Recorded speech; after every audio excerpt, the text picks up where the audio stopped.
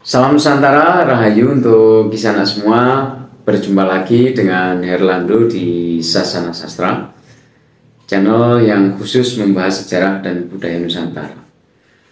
Hari ini kita akan membahas tentang kejawen atau kapitayan, ya. Karena kebanyakan mungkin ada beberapa orang yang beranggapan ini kejawen, ini kapitayan gitu ya. Nah, kita akan membahasnya dalam pengertian gitu. Nah, untuk itu seperti biasa, siapkan kopinya, bakar rokoknya, kita akan belajar bareng-bareng.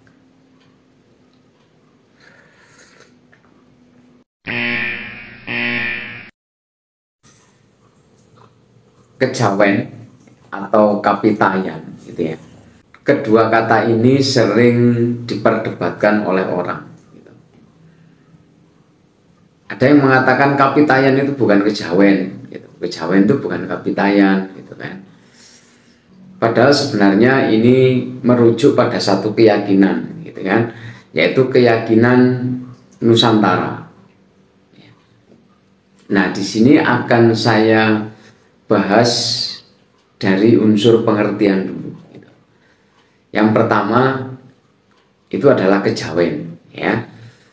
Nah, kejawen itu asal katanya adalah Jawa, ya. Kemudian dalam unsur tata bahasa Jawa, kata Jawa mendapatkan imbuhan ke an, ya. Akhirnya dikatakan kejawaan, gitu. Karena yang namanya orang Jawa itu akhirnya diambil enaknya menjadi kejawan atau kejawen karena mengalami pergeseran-pergeseran. Ini yang saya bahas dari unsur tata bahasa, ya, tata bahasa dulu. Kemudian pengertian kejawen, ya, itu mengarah kepada suatu keyakinan asli Nusantara, ya. Karena kebetulan para penganut kejawen itu tinggal di Jawa, akhirnya mereka disebut sebagai kejawen gitu. Nah, bagaimana dengan mereka yang tinggal di misalkan Sumatera? Apakah kesumateraan? Bukan, ya, gitu ya. Nah, kalau kita telusuri lebih lanjut gitu, para penganut kejawen yang sifatnya kejawen itu adalah sesuatu keyakinan yang tidak meninggalkan budayanya sendiri. Dalam hal ini adalah unsur budaya, utamanya adalah budaya Jawa. Jadi kegiatan ritual keagamaan pasti ada unsur kesamaan dengan unsur budayanya atau dipadukan dengan unsur budayanya. Ya, ini yang dinamakan kejawen gitu ya. Nah, sekarang ayo kita coba ke kata kapitayan. Nah, dari sini nanti kita akan tahu perbedaan dan kesamaan. Kapitayan.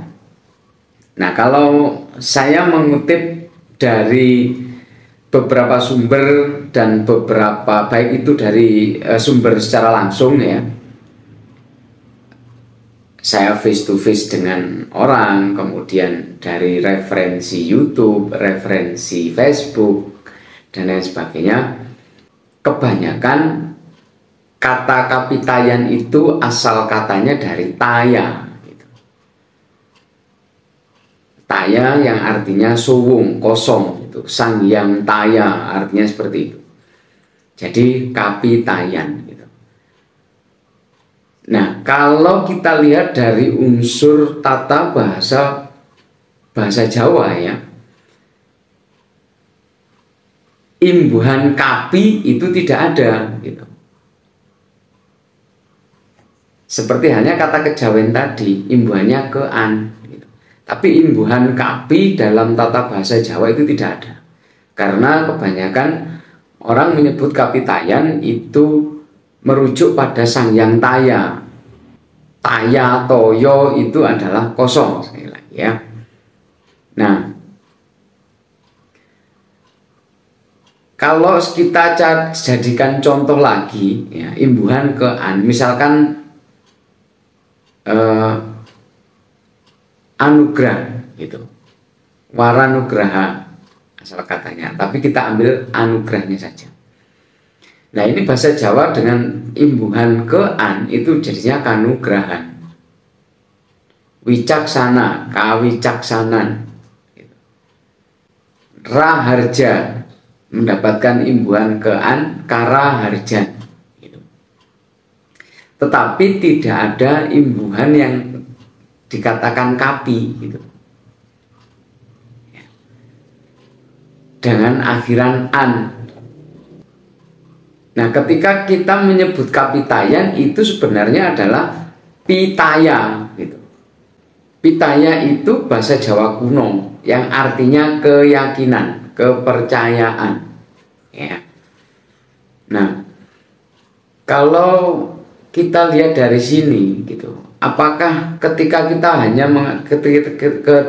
mengatakan Kapitayan, kemudian kita hanya mengambil tayanya saja, Sang Hyang Taya, harusnya bukan Kapitayan gitu, tapi harusnya Katayan gitu. Karena sekali lagi merujuk pada Sang Hyang Taya. Dalam kaidah filsafat budaya Jawa, Sang Hyang Taya atau Sang Hyang Suwung, Sang Suwung biasanya orang mengatakan seperti itu. Nah, itu merujuk kepada kata taya gitu. Nah, kalau Kapitayan itu kata dasarnya adalah pitaya dan artinya adalah keyakinan gitu. Keyakinan yang juga merujuk kepada keyakinan Nusantara gitu. Coba kisah semua lihat dari unsur kata Kapitayan, dimanapun tidak ada imbuhan kapi, itu tidak ada. Misalkan ada tadi kata anugerah lah, masa kapi nugrahan, tidak mungkin gitu. Tapi yang pasti kanugrahan. Raharja kapi raharjan, nggak mungkin gitu. Tapi yang pasti adalah karaharjan gitu. Kemudian kenapa kata pitaya itu disambung dengan taya gitu. Nah, karena seseorang masyarakat kita di Jawa dulu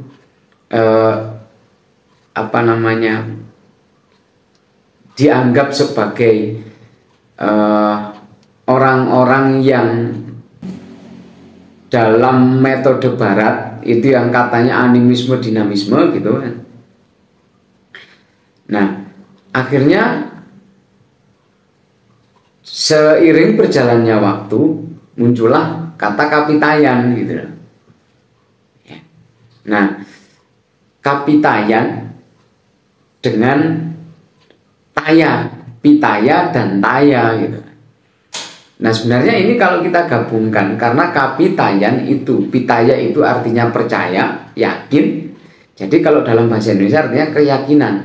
Dan taya itu adalah wujud sifat Tuhan gitu.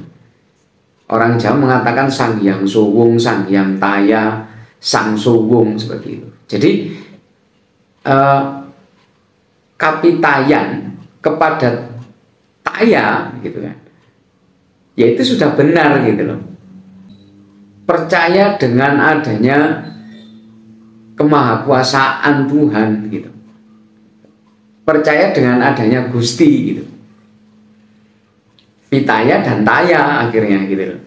Nah, jadi ketika kita menggunakan kata Kapitayan ya, secara unsur tata bahasa Jawa kata dasarnya adalah pitaya gitu.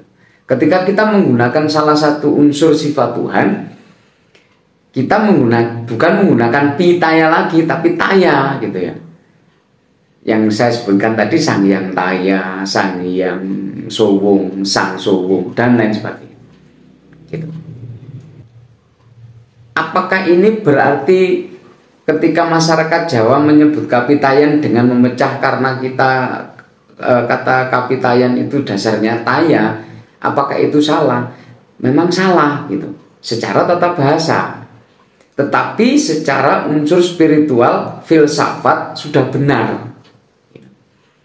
Kenapa sudah benar? Karena pitaya tadi, pitaya artinya yakin, dan taya itu adalah Tuhan.